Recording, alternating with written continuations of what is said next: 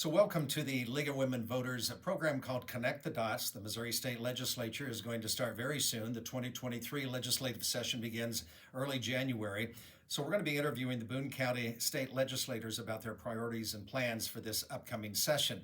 Today, I'm pleased to welcome as my guest Kathy Steinhoff. She's going to be representing the 45th District, brand new, freshly elected, ran unopposed.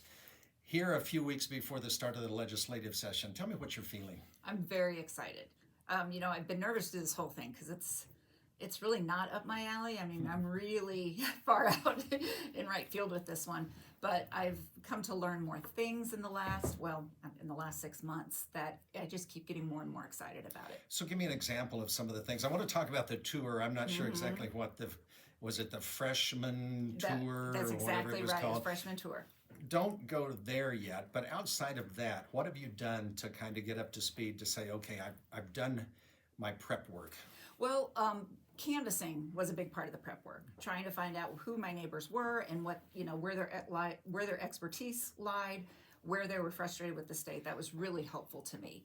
And it helped me understand the breadth of issues that I would be dealing with, because my background is teaching and I feel pretty strong about the world of education, but there's a lot more world out there in the state. I'm kind of curious as to, you represent the 45th District, which is, and this is going to be kind of a rough description, it's kind of the southern half of central Columbia.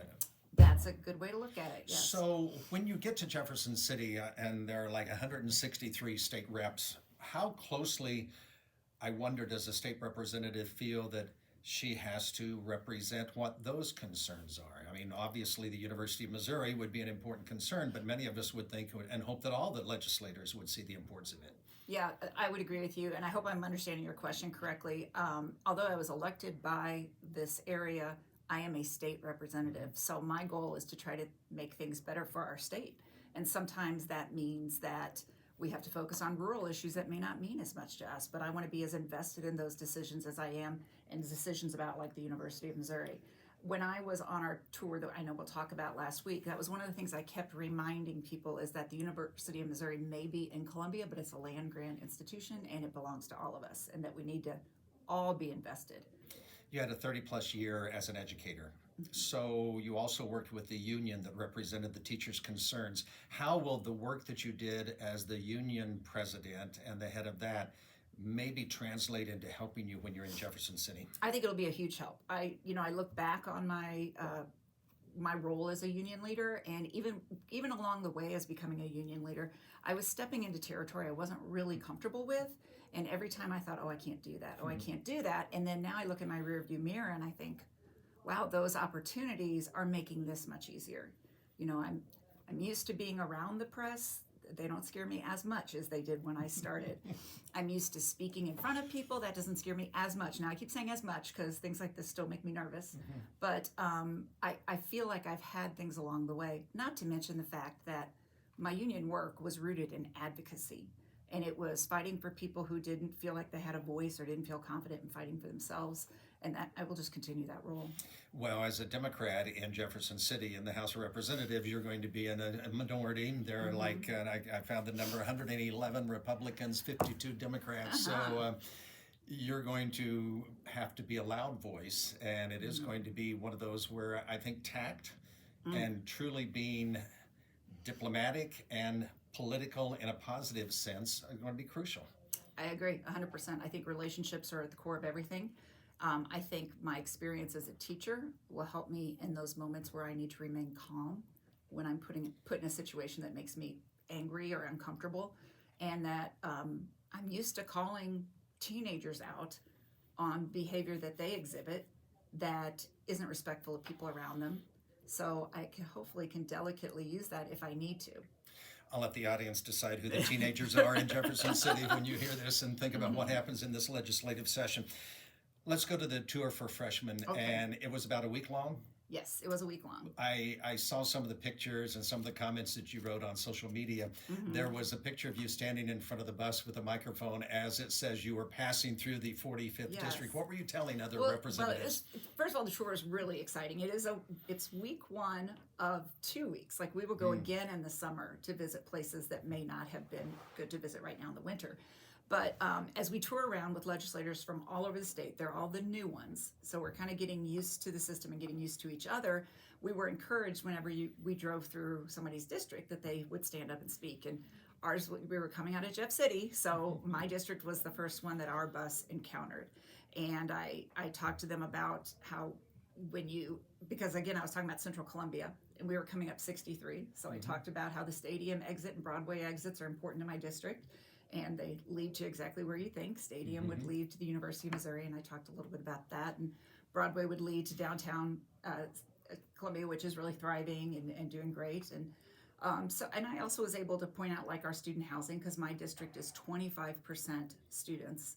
So I was able to talk about things like that. When you looked at the other people on that tour, there would have been many Republicans, obviously. So is there any kind of team building activity that you do on something like this? Well, my team building activity, and I was one of the few that did this, is I switched buses every day.